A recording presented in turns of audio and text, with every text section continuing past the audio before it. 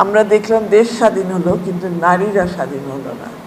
তো তখন আমাদেরও দেরি হয়েছে। আমরা ৮৩ সালে গিয়ে আমাদের মনে হলো যে একটা নারী সংগঠন দরকার, যেটা নাকি স্বাধীন, স্বতন্ত্র এবং যেটার কেন্দ্রে থাকবে নারীর অধিকার এবং নারী পুরুষের সমতা, অর্থাৎ বৈষম্য নিরসন।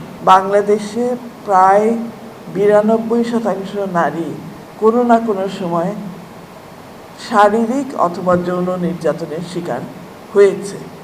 তো সেই জন্য সব কিছু মিলে আমাদের সংগঠনের পক্ষ থেকে স্বাস্থ্য কর্মসূচিটা একটা প্রাধান্য পেল এবং স্বাস্থ্য কর্মসূচিটা বেশ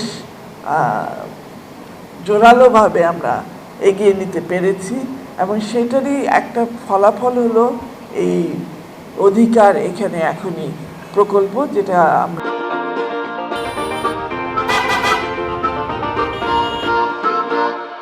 ১২ বছর ধরে আমরা কাজ করছি।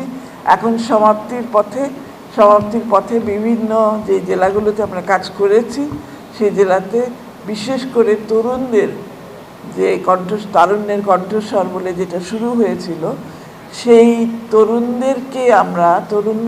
তরুণদের সাফল্যটা আমরা তুলে ধরতে চেয়েছি এবং এই আশাতেই সেটা করেছি যে এই তরুণরাই আমাদের আগামী দিনের দিশারি এবং তারাই কিন্তু একদিন দেশ চালাবে। এবং আমরা আশা করি আমরা যেভাবে চালিয়েছি গত ৫০ বছর, আমাদের প্রজন্ম এবং আমাদের আগের প্রজন্ম তার চেয়ে আরও অনেক ভালোভাবে চালাবে।